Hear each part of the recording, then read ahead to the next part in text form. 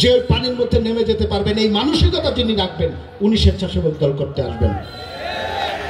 যিনি আগুন লেগেছে রাত্র 3টার সময়, যার ওই মানসিকতা আছে মানুষকে সন্তুষ্ট করার জন্য, শহীদ জিয়ার যে চেতনা মানুষের পাশে দাঁড়ানোর জন্য, মহান আল্লাহ রাব্বুল আলামিন তাকে সন্তুষ্ট করার জন্য ওই আগুন লাগা বাড়িটিতে যিনি রাত গভীরে যাওয়ার মানসিকতা রাখেন, তিনি স্বেচ্ছাসেবক দল করতে আসেন।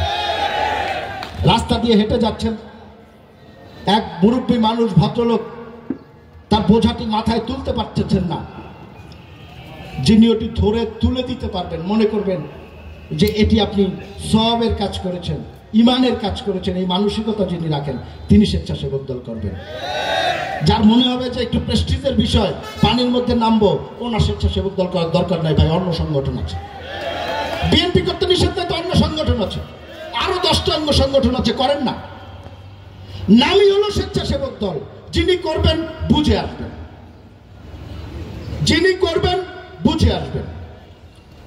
তো যে কথা বলছিলাম যে এই মানসিকতা যারা ধারণ করেন, শহীদ জিয়ার আদর্শ, গরিব দুঃখী মেহনতি মানুষ, ঘামে শরীর ভেজা রিকশাওয়ালাকে যদি বুকে আলিঙ্গন করতে পারবেন, কৃষক মাঠের মধ্যে কাজ করে তার পাশে বসে, মাটিতে বসে যিনি তার সাথে গল্প করতে পারবেন, তার সুখ দুঃখ শেয়ার করতে পারবেন, তাকে ভালোবাসতে পারবেন, মানুষের অধিকারের জন্য লড়াই করে জীবন দেওয়ার চেতনা যার মধ্যে আছে, সব মিলিয়ে এগুলো যার মধ্যে আছে, তিনি ভাই স্বেচ্ছাসেবক দল করবেন।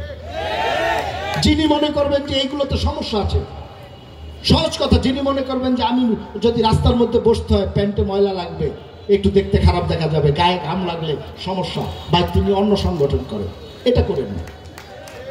এটা করতে হলে এগুলো করা লাগবে।